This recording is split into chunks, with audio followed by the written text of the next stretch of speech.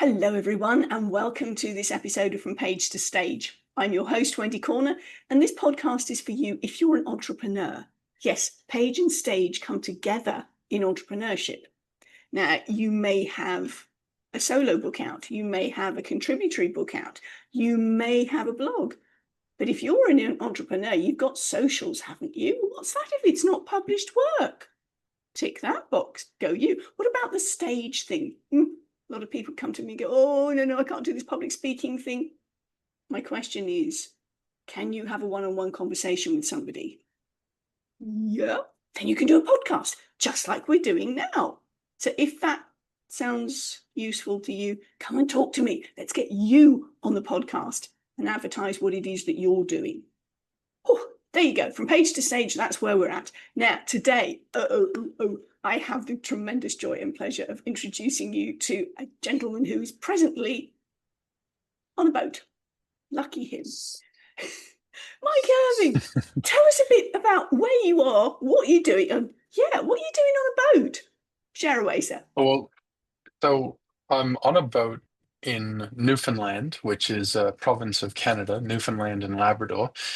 And so my wife and I got into boating about 10 years ago, and we just fell in love with it. We lived on our boat in Western Australia for months at a time, and we just had an absolutely brilliant time with it. So we've been looking for a vessel that we can live on board for, six, sometimes even up to 12 months of the year. And we found one. So we bought it. Cool. Yeah, really awesome story, actually. I've been looking at this boat online for 3 years, and everything came together, and we were able to purchase the boat from an absolutely amazing guy who is the youngest ever commercial skipper in Canada. His hobby is he goes out looking for shipwrecks. And this has been his personal vessel for the last 35 years. And he's only sold it because an opportunity came up for him to buy a bigger, better, nicer boat that will allow him to do more shipwreck hunting. So he bought that and therefore decided to sell this one. So it all lined up beautifully for you. It Fantastic. did, it did. And it only took 20 years to get, my life and my business to a point where I could actually go and do something insane like this and, live on a boat and travel full time. But yeah, we've got there in the end, which is kind of nice. Great job, great job. So give us a little bit of an insight. So I mean, you're a gentleman who's originally from Canada, spent a good amount of time in Oz, which is where I got to know you. And so are Mhm. you flip-flopping back between them, or are you going to be stationed in Canada permanently now? Well, it's slightly different to that. I was originally born in Boston and my wife was born in Sorry. Canada. Yes. And I've lived in Australia since 1997. Her and I met in 2002. And, back in 2003, 2004, we were talking about how great would it be if we could spend our life with, like, 4 or 5 months a year in Australia and 6 months, 4 or 5 months a year in Canada, and then travel the world the rest of the time. And so there's kind of like a little version of that coming together right now, which is pretty cool. Fantastic. Isn't that wonderful? So audience, have a dream. Doesn't matter how long it takes you to get there, but have that focal point that you are aiming towards. Oh, Mm. fabulous, fabulous. Okay, then, Mike, I want to take you back in history. When did you realize you've got a bit of a penchant for writing? Oh, that's a good question. So I actually still don't know that I do, to be Okay, honest. okay. Um, Do you enjoy I, it? I, well, so I have been very lucky where I've been able to learn some principles and models and skills that have proven to be exceptionally valuable. And I've spent the last 20 years talking to people about them. And so it only made sense that there might be a book that comes out someday to kind of explain some of those in a written format. So my preferred method or style is talking to people and even using video. However, not everybody learns that way. And so Mhm. extracting a book, not necessarily the easiest thing. Anyone who has written a book, fair play to you. It is hard work and it takes diligence and it takes a real intent. So So yeah, I hope I've answered your question in a roundabout way. I've had a message and a model and a framework that we've been introducing people to for 20 years now. And that a version of that framework was introduced to me 20 years ago, and it changed my life. And so Okay, I have spent the last 20 years learning as much as I could from the group of people that I call the research team so right. that I can share that information. Oh, fabulous. So you've done the stage to the page. More or less, yeah. Hmm. I was speaking on stage when I was 22, and I ran an outsourced direct sales organization. So I used to teach people how to sell door to door, commission only, business to business, commission only, and I started speaking on stages back then, and I learned how to do it. So I went the reverse order, right? Speak on stage and then end up writing a book or two. People do it that way. Some people do it the other way. The Hmm. thing for me is that your words have power, whether they are written or spoken, and also Yeah, the ones that we say to ourselves in here, which are even more powerful. they are the most powerful. Yes, Mm. 100%. So Yeah, you and I have had and I conversations think about that that in the past. yeah, 100%. And I agree with you wholeheartedly. You know, anybody who has information to share that can help other people, having a book is going to be a platform that then will get you in front of more people. It will get you on stages. It will get you delivering. It will get you noticed. The right people will read it and resonate with it and go, oh, okay, hold on. What else did this person do? How else can I get involved? Yes, indeed, indeed. Hmm, Yeah, some powerful stuff. Oh, okay. hmm. So started speaking when you were around 22. Yep, Did you go to school in the States, in Canada? I did. You And went to school in the I, States. in the States, and I came to Australia. I was meant to be here for meant to be in Australia for 6 months as a student, and then go back to the States and finish my degree and go and be a normal human being. Right. But that just wasn't going to be the path for me. So after 6 months in Australia, I decided to stay, as you do. The reason I'm asking that is because a number of the people that I've interviewed over the last year who've grown up, and by school I mean up until a sort of primary education, primary secondary education, rather than the Mhm. tertiary university. They had to do presentations, class presentations, and a lot of people have found that was a traumatic experience. And it's one that they've gone, okay, that's if that's what public speaking is, I don't want a bar of it. And that's where they've come across a real mental block on it. So I was wondering, did you Mm. have to do that in your schooling? I have no recollection whatsoever. Probably, but I It didn't. wasn't I didn't. traumatic then, go It you. wasn't traumatic for me. No, no. Good. I played a lot of sport, and Uh-huh. so I was always involved with people, and I think there's a huge amount of similarity between sport and business because you're working with people, you're working with a team. And so you learn how to do that successfully. You learn how to cooperate, and um, and I think also a part of that is if you're in a team, then hey, everybody's a leader. And so you start to develop some leadership skills. You start to develop some communication skills. You start to develop the ability to influence people. Yes, indeed, indeed. Hmm. So that's obviously stood you in good stead. Did you? So you said you didn't finish your university time. You went No, straight no, into. I went straight into sales and Uh-huh. learning how to sell. And when I was 22, I incorporated my first proprietary limited company. Whoa, I had whoa. absolutely no idea what I was doing. When I look back on that now, I go, geez, that really was not like, how did anybody let that happen? How was I allowed to do that?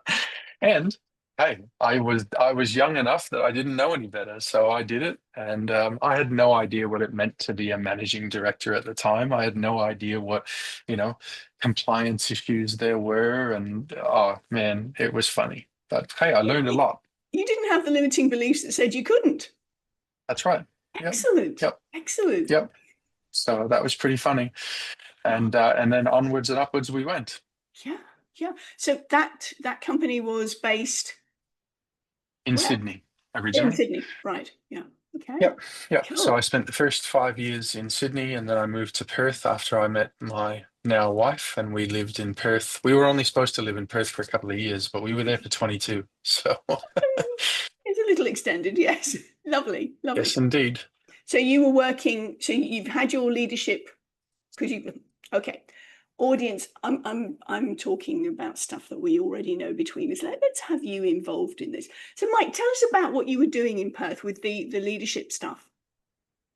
Yeah, well, so after the direct sales company is when I met the research team, and I was struggling. I was very disillusioned with life. I Yeah. thought that having a company and money and houses and cars was going to mean that life was great. I was going to be really happy, and I wasn't, and I couldn't work out why.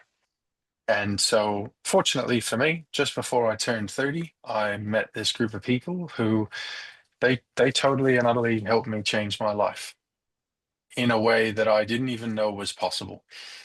And I then shut down the business I'd been running for 10 years. I took a year off and I went and traveled and renovated a house and did a bunch of stuff. And You at the did? end of that year, I sat back down with that team and said, right, I want to understand how you did what you did for me, because I don't understand that yet. I know I'm different. I know the world seems different to me, but I don't know how you did that. And I want to understand how you did that. And so that then led me into leadership and studying what really makes people take action, what really drives people to make decisions, what are the emotional and energetic factors that influence people's decision-making processes. And I asked them to mentor me because I thought, well, I've learned a lot about sales, and if I can learn this over the next 20, 30, 40 years, I'm going to be able to help a lot of people. And so away we went. That was 20 years ago. And well, that was 2005 that I met them. In 2007, I started to really up my study, and we started delivering services. I had a theory and I had a framework. And I thought that the framework I had would have a certain result if implemented by people who wanted change and wanted to develop themselves. So we Mhm. started testing the theory, and here we are, 20 odd years later. Excellent. Are you still working with the research team? Yep. Well, the ones that have not passed away now, yes. Yes. Yeah. Their average age when I met them was 62. So unfortunately, two out of the three have now passed away. We've Yeah. lost them. But we did a good enough job to get a transfer of knowledge Right. that occurred before we lost them. And so Yes. we can continue on that work and keep helping people. The thing is, we all build on the shoulders of the previous generation. So if we're Mm. open and teachable, and as you've done, you've gone with some mentors who can fast track you past all of their learning, then this is where we stand. As I said, we stand on the shoulders of the previous generation and add our own little twist to it. The reason Mm. I'm mentioning Yeah. that is because potential authors, if you're saying, oh, but there's so much information out there about what I do, about what I'm talking about. Yes, and you have your own special source. Mm. And not everybody will resonate with what other people are doing, and they will with yours. So don't let that stop you. Yeah. Thanks, Yeah. Mike. I agree. And in particular, if you're someone who is, over the age of 50, um, definitely don't let that stop you, Yes. because some of the most valuable and life-changing conversations that I've had in my life have been with people who are over the age of 60, 65. Yeah. Yeah. Well, you said And all I of think, your research team were in their 60s plus when you first met them. yeah, Yeah. yeah. And I spent 20 years learning from them. Yes. Yeah. There's a wealth of understanding and knowledge that it's up to you to extract from people like that. Yes. Yeah. It's up to you to make sure that you go out of your way to learn it and to set up a relationship where they're happy to teach you. And that's a hugely beneficial relationship for all parties. You're going to learn, they get the joy of sharing their knowledge and the experiences that they've had. It's a win-win. So I feel like I've been really blessed in that department. Right. Who introduced you to the research team? I'm curious. I was actually introduced by a guy that I met at, do you know what EO is, the Entrepreneurs Organization? No, no, I didn't. Hmm. Yeah, so I was a member of that back in 2005, 6, Mhm. 2004 to 2006. Okay. And someone there introduced me to this guy, and that was, yeah, that was life-changing. That totally altered the direction of my life. The power of networks, isn't it? Because that's the point. If you know somebody who could connect with somebody else, and you never know the impact that your network is having. Yeah. Mm, yeah, That's 100%. Yeah, I think that building, I don't like to talk about it in terms of building a network because network marketing has, yeah. developed such a horrible name. Mhm. Um, I tend to talk about it in terms of building advocates, Yeah. because if you have people who know you and like you and trust you enough, they will then advocate for you. True. True. And that And your takes it. task is to, Sorry, I was sorry, going go to say ahead. that No, no. takes it one layer down from the turning up at a network meeting and the, oh, I'm dishing out my business cards because you're here and therefore you're a captive audience. No. Yeah, no, I stopped going to network meetings and networking meetings. Oh man, probably 18 years ago, Mhm. because the people that tend to go to those, a lot of them have a desperation in looking for clients, Yes. and desperation has a feeling to it. It has a tone and an emotion to it, and you can read it a mile away. Yeah. And unfortunately, when we're desperate, we can't see win-win. We can only see, oh, I need to win, and that doesn't really work. No. No. Indeed. Hmm. Indeed. Yep. Ah, okay. So the power of connections, the power of advocates, and that requires you to, well, all of us to put in the work in terms of building those relationships, isn't it? Hmm. Yeah, 100%. Put the work in to build the relationship and build it genuinely and authentically. Make it a friendship and a connection. Yes. And and then seek to understand the person, seek to understand what they're about, what they represent, how they help people.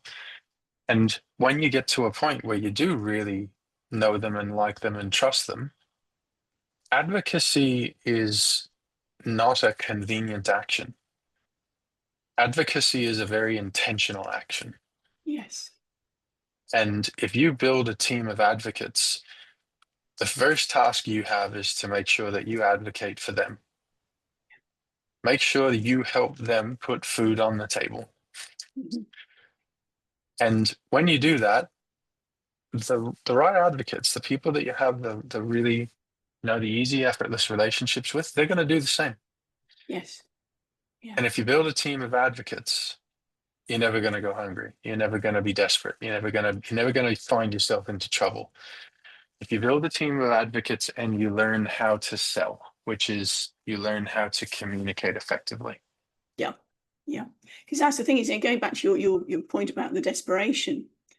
If somebody is not happy around the sales thing, you could be having a conversation, and when you know you're coming to the pitch bit, the energy shifts, and the person on the other end goes, "Okay, here comes the pitch," Yep. and there's that level of barriers going up because you know what's coming. Whereas you say Yes. when you've got a relationship that you're building, and that you know that it's not a I want to connect with you because I want to sell you, then it becomes a different, it's a different animal, isn't it? it has a totally different feeling about it. It has a Mm, totally different energy about it. There's a completely different intent, yes. and Yeah, intent matters. Intent makes a difference. absolutely. Yeah. So Hmm. let me take you back. So we've talked about your writing, we've talked about your speaking. You've got a book out already at the moment, haven't you? Was it Sales Scripts Are Dead? Yep. So sales scripts are dead. We haven't listed it on Amazon or anything yet. Actually, just sell it via ads online, Okay. and and that is working. And it's not like I'm looking to make millions of dollars out of selling a book. I don't care about being a bestseller. I care about getting the book into the hands of people who are going to benefit from reading it. Um, Yes. so And we have that. implement. That's correct. Yeah, that's Yes. correct. We have that, and we have another book that's coming out. We haven't set a date for it yet. The Okay. next book is called Unseen Leadership. Uh-huh. That's kind of where we were going with this conversation because I knew that you got the sales, and when you started talking about the sales, okay, let's pull that one in. And oh, where are we off to? The unseen leadership. Can you give us a little bit of a teaser, appetizer, if you will? Yeah, yeah, sure. So the concept is pretty simple. What everybody sees and aspires to is they see the success story. They Mm-hmm. see Jeff Bezos building a multi-billion-dollar yacht and they get upset about it. They see Elon Musk with, the success that he's had with all of the different companies, and it's easy to be critical of him as well. People tend to see all of the flashy parts of success. You've Mm-hmm. got money, you've got cars, you've got all this stuff. But that's not what actually creates success. What creates success is all the work that you do on yourself and your thinking and your emotions and your own personal self-leadership. Yeah. And all of that work is unseen by the majority. The Yes. whole concept of it only takes 15 to 20 years to create an overnight success, right? Yes. That's a reality. Well, the work you do to get to the success you want, that's Yes. unseen leadership. Got it. Got it. And as you say, it's that self leadership that is so important. Back to those internal scripts again. Yeah. Yeah. Yep, yep, So you've had this book is coming out in the next few months, is what I'm hearing you say. We haven't got a yep, particular that's correct. date yet. The first book, Not yet. that's fine. It's still percolating, and as you say, you're not somebody who's going for we're a number one international bestseller. You're more about the reach and the impact. Hmm. Got it. Yeah, 100%. Audience, just to let you know, if you haven't watched my podcast in the past, I have dynamic show notes. So when Mike says, oh, by the way, we've got a launch date, we've got a publication date, he'll get back to me. I will update the show notes and I'll do a quick socials blast going, ha, you remember that conversation where we were just leaving you hanging around this new book when it's coming out? Well, it's out. So that's what I do with my podcasts. So just to let you know. Very cool. Well done. Cool. That's very flash. Well, my service, my podcast is a service. I'll be honest, it's not making me any money. It's a service because I love to showcase people's work. Mm. And then if people are seeing the benefit of doing podcasts, particularly if they're the entrepreneurs who are a little on the shy side, go, oh, could I do that? Could I do that? Yes, come talk to me. Let's do it with you. So Yep, that's makes how I sense. work on the podcast side. So we've talked Perfect. about your writing, we've talked about Hmm. your speaking, and the writing is continuing. You're doing because you like to do a lot of online stuff, don't you? Yeah, we have transitioned to now 95% of our services delivered online. Right, right. Mm. Well, that means I mean you can be literally anywhere in the world, including on a boat in Newfoundland, and talking to me here in Singapore. So I mean, it just illustrates the fact that have Wi-Fi will travel. Yes, Where are the 100%. where are the majority of your audience from? Um, I would still say at this point the majority would be in Australia, but that's changing pretty quickly. So we have clients in, lucky for me, each of the different time zones. So, I get sometimes really long days, but Yes. I don't complain about that because I Yeah. love the people that we work with. So Yes. we've got clients in South Africa, across Europe, the US, Canada. So, but I would still say the majority are in Australia In because I Australia. lived there for 20 years. Yes. It was back to building up those relationships, isn't it? Yeah. Have Yes. you found a qualitative difference between the relationships that you can make online, like we're doing now, and the physical in-person ones? I'm curious. So it's a really interesting question. I mean, there are things that you can do that, that's part of the members of our community. We help them to learn how to engage and connect, no matter whether they're in person or online. Yeah. Um, so for me, there is a slight difference, Hmm. but I won't say like better one way or the other, just a little bit different. Over the last, particularly the last 5 years, and even more the last 2 years, because my wife and I have been traveling full time for 2 years now. Okay. And I have met so many people in person for the first time who I've known for years online now, right? Yeah. And you meet them and it's like, yep, this is exactly what I thought it was going to be. They're just standing there. I'm not looking at them on a screen. That's the only difference, right? You can poke them and see that they are actually real. Yes. Or you can buy them a beer or a glass of wine. For me, it's a hug job. I like to hug. So yes, Yep, absolutely. very Yeah. good. Hmm, Because I mean, like you, I've been on the road now since March last year, March 24, and I have messaged awesome. with people that I've only ever known in Zoomland, and it's oh really precious to actually meet them physically face to face. So yeah, Hmm, absolutely. And as you say, there yep, are slightly different ways of relating to each other, and from a communication perspective, there are slightly different communication skills required. For instance, yep, when you're in person, you can be as effusive as you like with your gestures, but here in Zoomland, you have to remember your parameters. yes, exactly. Yes, cool. 100%. So we're looking at the majority of your work is online now, and you're looking primarily working with leadership, aren't you? Hmm, yeah, yep. We help established business owners and senior executives to identify and remove the mental, emotional, and energetic resistance that restricts them from getting what they want. It gets in the way of effective communication. It stops sales from happening. It restricts them from being able to hire and recruit the right people. And we help them by providing a framework for them to implement that impacts all of those areas: leadership, sales, communication, negotiation. We have a framework that we're helping people, the members of our community, to implement. And we conduct experiential workshops with our community so that they help each other to implement that framework. So you've got some peer-to-peer support as well. 100%. Yes. Brilliant, brilliant. So you were saying these are leaders of established companies, so you're not working with startups?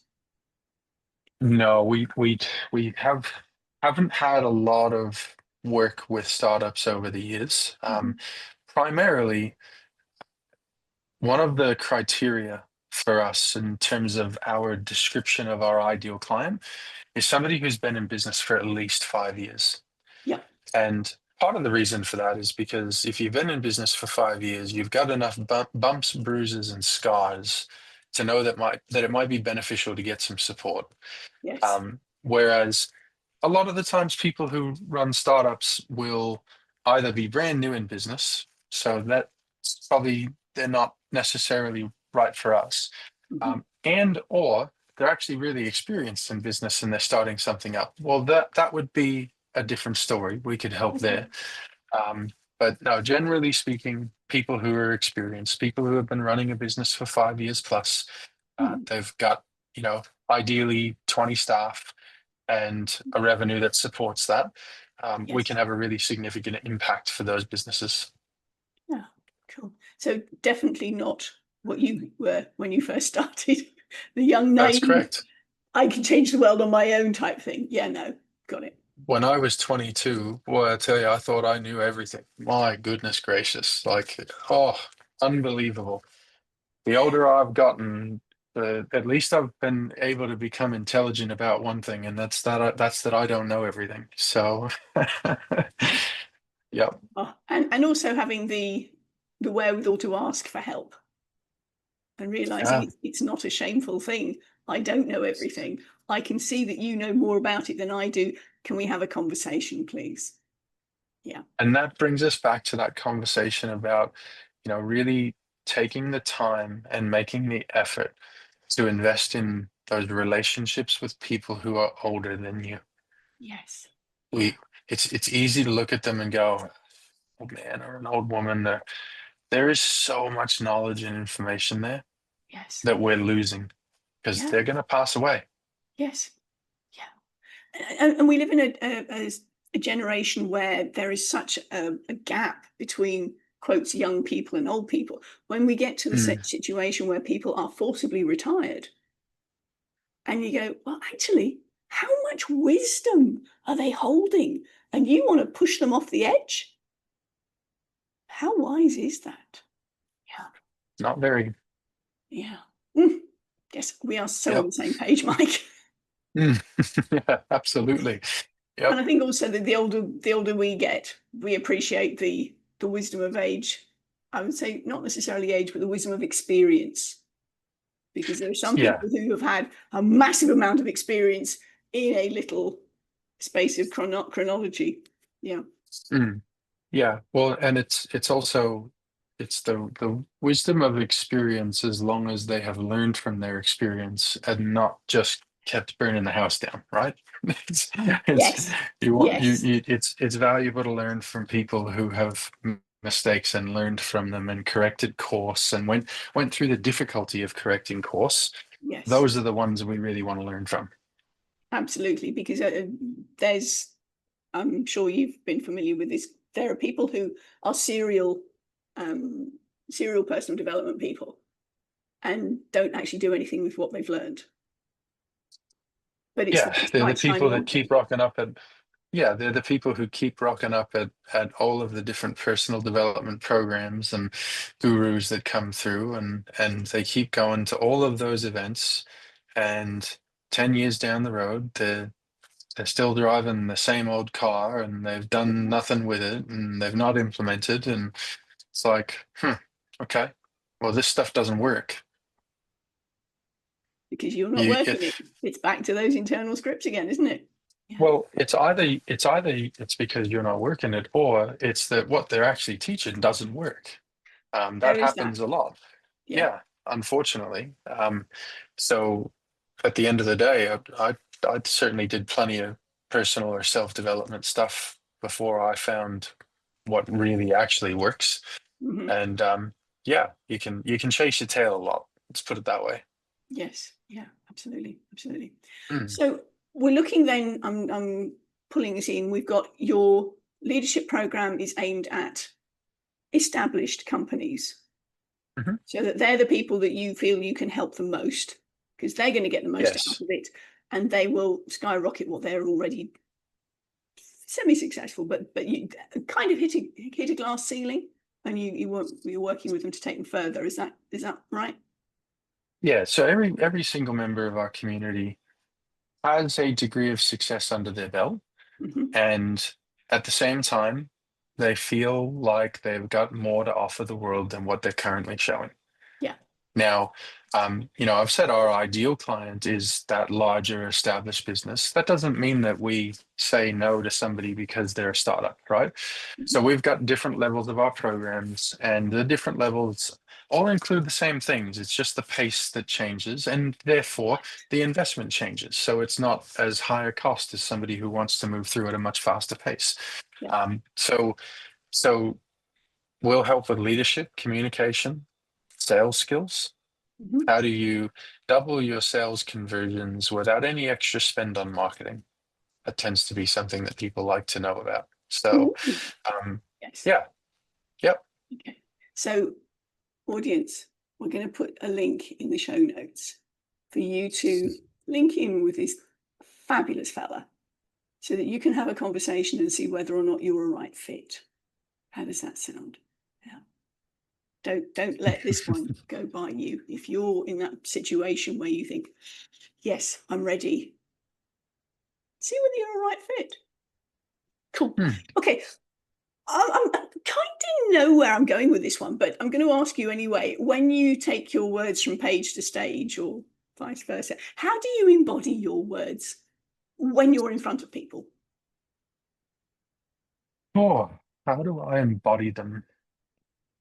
So I think the first answer that jumps into mind with that question is I don't ever ask somebody to inspect something or look at something or consider something if I haven't considered it myself first. Yep.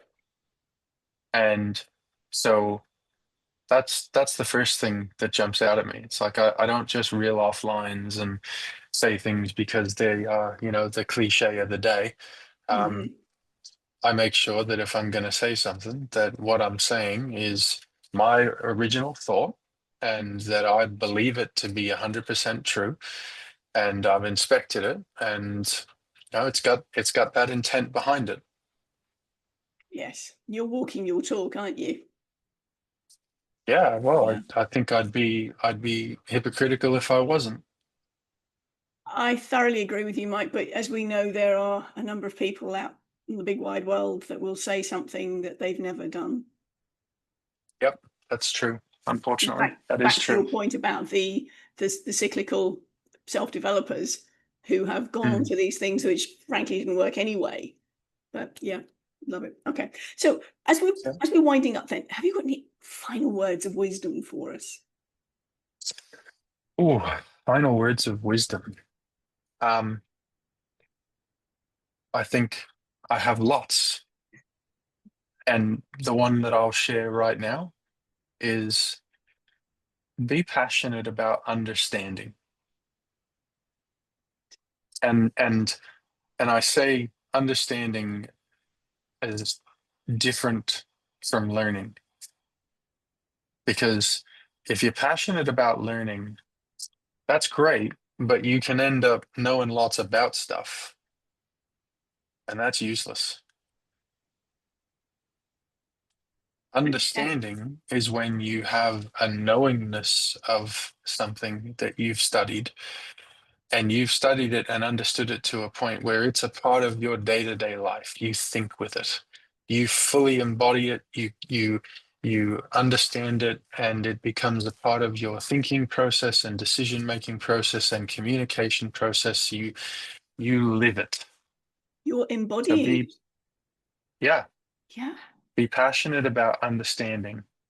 Be very weary of learning about things. Yeah. That doesn't really provide much value to you. No, because you can read all the books you like about swimming, but unless you actually get in the water, I ain't doing it. Yes. Yeah, yeah. Yeah. And therefore, you don't really understand it if you can't do it. And then take it to the next level. You don't really understand it until you can teach it. Exactly. Exactly. Yeah. Oof. I'm just thinking of you in your boat at the moment. I have another friend who has, like you, gone on a boat. They are now through the Mediterranean.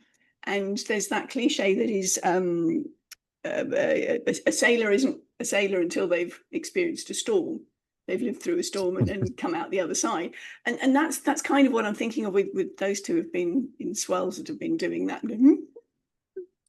Yeah, yeah. That, That can that be very challenging. exactly. But that's the point, though, isn't it? It's not just experiencing; it's then being able to teach it, and that's Mm. where you put your special flavour on it, and teach it in a way that makes sense, not just to you, but also to your target audience as well. Yeah. Yeah, yeah. Well, I mean, one of the things that we aim for with the members of our community is we aim for them to be able to teach what they've learned from us to their Yes. team. Yeah. If they can do that, they understand it. Yes.